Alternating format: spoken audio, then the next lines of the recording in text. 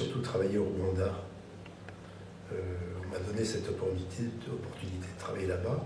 Et ça m'a beaucoup intéressé parce que le Rwanda avait vécu des événements dramatiques, comme on sait, il y a 20 ans. C'est pas terminé d'ailleurs, il y a toujours, même dans les pays autour du Rwanda, le Congo, le Burundi, l'Ouganda, comme vous le savez peut-être, c'est une région qui a connu de nombreuses guerres civiles, quelques millions de morts en 20 ans, dont on parle très peu. Et au Rwanda même, il y a une espèce de paix qui s'est installée depuis quelques années, mais une paix très autoritaire, où on interdit pratiquement aux gens de penser en termes de tribus Hutu, enfin d'ethnie Hutu, Tutsi. Mais ça c'est la surface, et en dessous, il y a quand même encore de nouveau des peurs, des haines et des risques que les choses reprennent comme avant.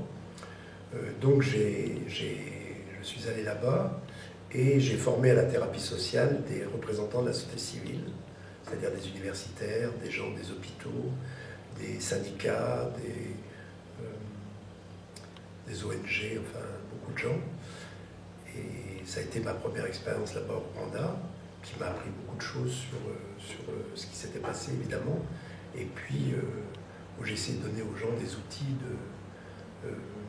pour vraiment mettre en acte la vie démocratique et la réconciliation.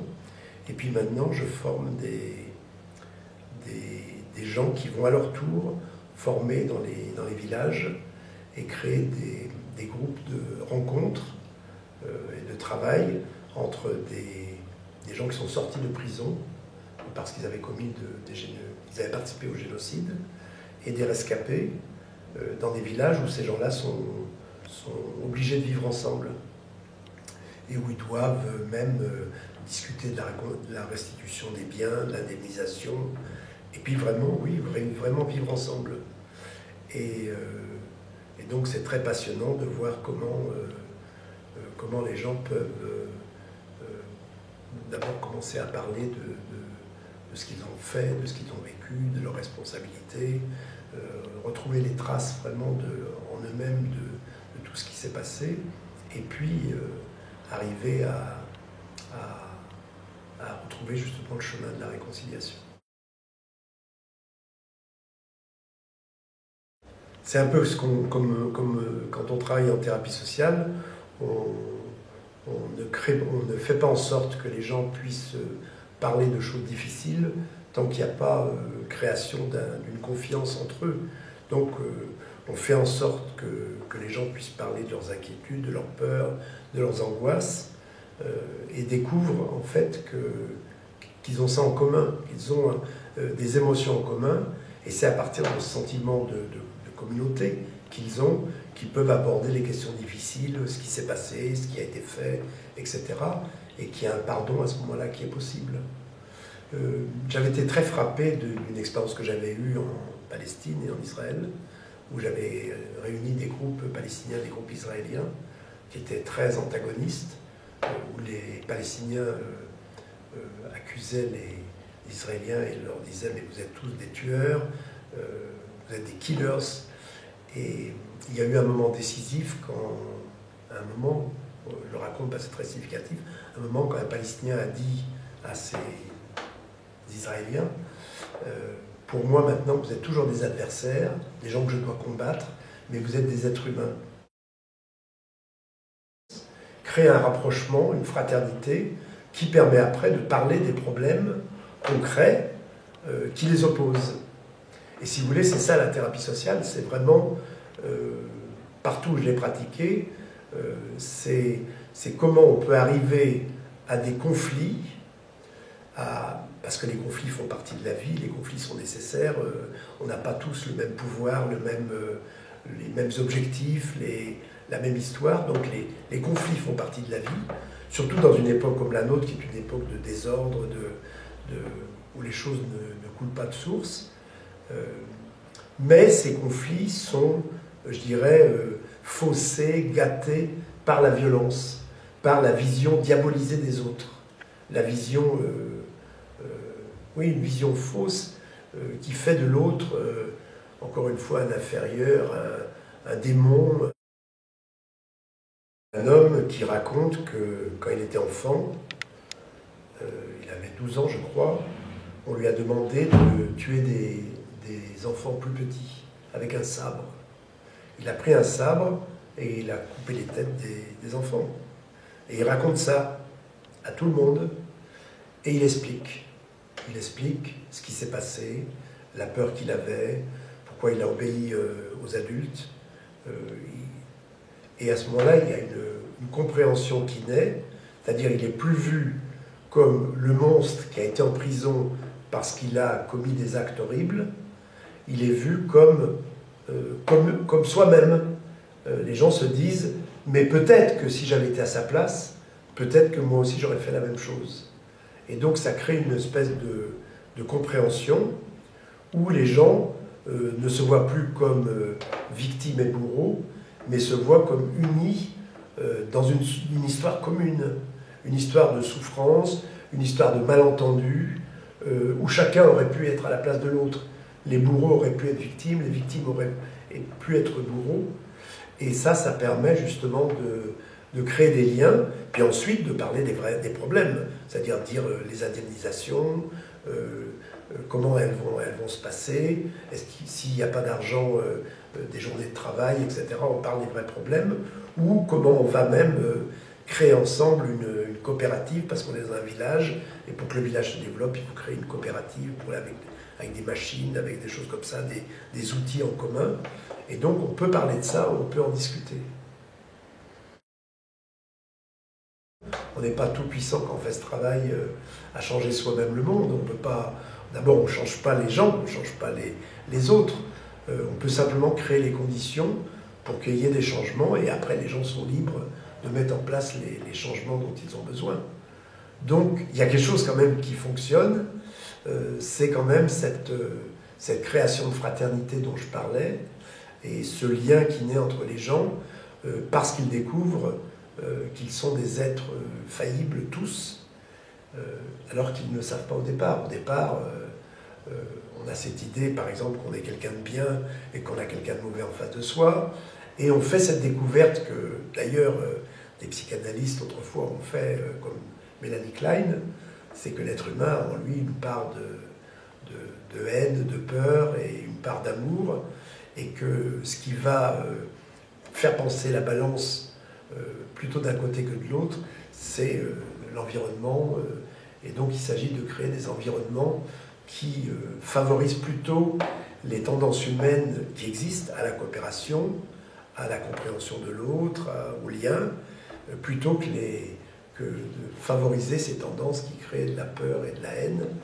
Parce que je me suis rendu compte, c'est pour ça que je suis très passionné par le travail de groupe, c'est qu'un groupe, c'est un espace qui aide à changer, mais qui aide à changer par l'entraînement collectif, mais qui peut être destructeur ou positif. On peut, par exemple, dans un groupe, ça a été mon expérience du Rwanda, de ce que j'ai vu au Rwanda, on peut emmener un groupe de gens qui sont des gens gentils, normaux, paisibles, on peut, par l'effet de l'entraînement de groupe, on peut les emmener à commettre des actes horribles et des massacres. Et ça, c'est une expérience que moi qui ai lu beaucoup sur ce genre de sujet, c'est une expérience qu'on a fait en Algérie, en Grèce, en Pologne, en Russie, partout. Les lynchages aux États-Unis, on a vu tout ça. Et l'entraînement de groupe peut créer un environnement qui pousse les êtres humains à sortir le potentiel de haine qui existe en eux. Et inversement, un environnement qui donne sécurité, amour, valorisation aux êtres humains aide à faire se développer des ressources positives, des ressources de lien, d'amour chez les êtres humains qui existent également. Et de la même façon que le milieu familial peut créer de la folie et de la haine et de la peur, le milieu familial peut aussi créer de la confiance et de l'amour. Et on voit bien qu'il y a des différences entre les éducations que les êtres humains ont reçues. On voit bien les différences entre cultures, les différences entre pays. Donc on voit qu'on a là une ressource extraordinaire, je dirais qu'elle est la ressource du XXIe siècle, c'est-à-dire que le XXIe siècle, pour moi, va périr réellement par la guerre civile étrangère, et Freud l'avait déjà annoncé, ça, cette capacité de destruction de l'humanité. Le XXIe siècle va périr ou être sauvé par justement la création de ces ressources de liens dont on a besoin pour survivre. L'être humain a en lui cette ressource-là. C'est-à-dire qu'on peut aider à développer chez l'être humain, si on donne l'environnement qui favorise ça, l'être humain peut se développer plutôt du côté du lien et de l'amour que du côté de la peur et de la haine. Alors c'est le rôle évidemment de la politique. Les institutions politiques, elles peuvent favoriser la peur et la haine, comme elles peuvent favoriser la coopération, mais c'est notre rôle à tous dans notre vie de contribuer à créer ces environnements positifs, favorisants, je dirais même pas positifs, favorisants, qui réveillent ces potentiels qui existent chez l'être humain, comme le potentiel de peur et de haine existe également. Ça fait des années que je dis la politique de la ville a pour une grande part échoué parce qu'on s'est occupé uniquement des formes, de l'amélioration de l'habitat, etc. Mais on ne s'est pas occupé de l'humain, je dirais, de son potentiel et de sa folie. Parce qu'il n'y a pas que du potentiel, parce que moi je m'assure souvent quand on dit mais il ne faut pas parler des choses mauvaises, il faut mettre en avant le positif chez les êtres humains, etc. Je pense que ça ne suffit pas. Je pense qu'il faut aussi travailler sur les obstacles chez les êtres humains, qui sont individuels et collectifs, institutionnels, qui empêchent justement ce vivre ensemble. C'est sur l'humain qu'il faut travailler. On a créé avec l'université de Philadelphie, Temple, qui est une université très multiculturelle. On a créé un certificat de thérapie sociale qui s'appelle là-bas TST, Transformative Social Therapy. Donc c'est le nom qu'on a donné là-bas aux États-Unis, parce qu'aux États-Unis, il existe une social therapy, mais c'est tout à fait autre chose. Donc ils connaissent social therapy, donc on a, alors qu'en France on ne connaît pas ça du tout, on a appelé ça Transformative Social Therapy. Et là il y a un certificat qui dure une année, qui est à peu près l'équivalent d'un master, et qui regroupe des étudiants postgraduates, et des professeurs aussi, et des employés de l'université, et puis d'autres universités aussi, et qui délivrent un diplôme. Et là, on travaille beaucoup, effectivement, comme les publics sont très mélangés, on travaille beaucoup sur cette question qui est très prégnante aux États-Unis, de relations entre races, parce que là-bas on parle de race, contrairement à ici, et les blessures du passé sont toujours très vivantes dans les relations entre blancs et noirs aux États-Unis, et il y a vraiment un besoin pour les noirs américains, africains-américains, de sortir de la victimisation, et pour les blancs d'avoir une meilleure compréhension des souffrances vécues par eux-mêmes et aussi par les autres. Et donc on fait un gros travail là qui va se développer certainement aux États-Unis, dans d'autres universités. Je dirais qu'il a été très facile dans l'université américaine de proposer quelque chose de nouveau, quelque chose qui ne rentre pas dans les cadres habituels, alors qu'en France, on a essayé, on a obtenu avec une université à Nanterre une équivalence à une époque, et puis ensuite il y a des responsables qui ont dit non, mais c'est pas possible, on ne peut pas continuer. Alors qu'on avait commencé, il y avait une équivalence entre la formation de thérapie sociale et un master de sciences de l'éducation, où les gens qui avaient suivi la formation de thérapie sociale pouvaient obtenir un master de sciences de l'éducation, à condition de faire un mémoire, d'écrire un mémoire pour l'université. Et donc on a pu, à un moment, il y a eu une brèche, petite brèche, grâce à un professeur, et puis qui s'est refermé, et on voit bien que le système américain est beaucoup plus ouvert. C'est un lien permanent d'aller-retour où c'est l'individu qui, avec sa sagesse et sa folie, contribue à créer la sagesse et la folie du collectif. Et puis il y a le collectif qui lui aussi influence l'individu, quelquefois de façon positive, quelquefois de façon négative. Quelquefois le collectif a une influence très pathogène sur les individus, les rend fous, leur enlève la confiance en eux, comme par exemple le système scolaire qui donne à la fois à certains du savoir, de l'intelligence, de la créativité, puis à d'autres les élimine ou les exclut ou leur donne un sentiment qu'ils n'ont pas de valeur.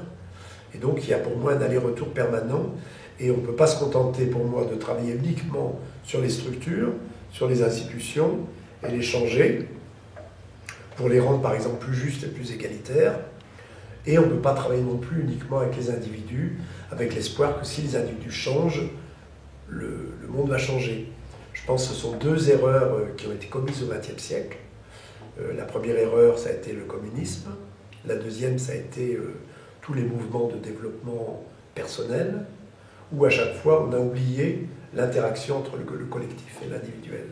Et je pense que dans ce qu'on essaye d'imaginer, il faut toujours penser qu'il y a une interaction et qu'il faut changer les structures, changer l'individu, il faut que l'individu change, mais que l'un ne va pas sans l'autre.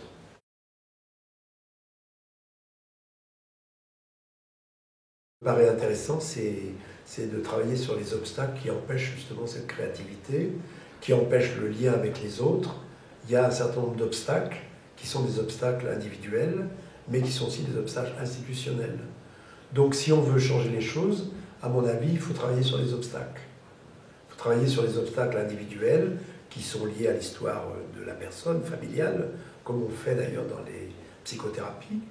Mais le tort des psychothérapies, c'est de ne pas prendre en compte justement le collectif et le fait que l'individu dépend aussi du collectif et qu'il faut travailler à créer des collectifs qui soient des collectifs qui favorisent davantage l'épanouissement de l'individu.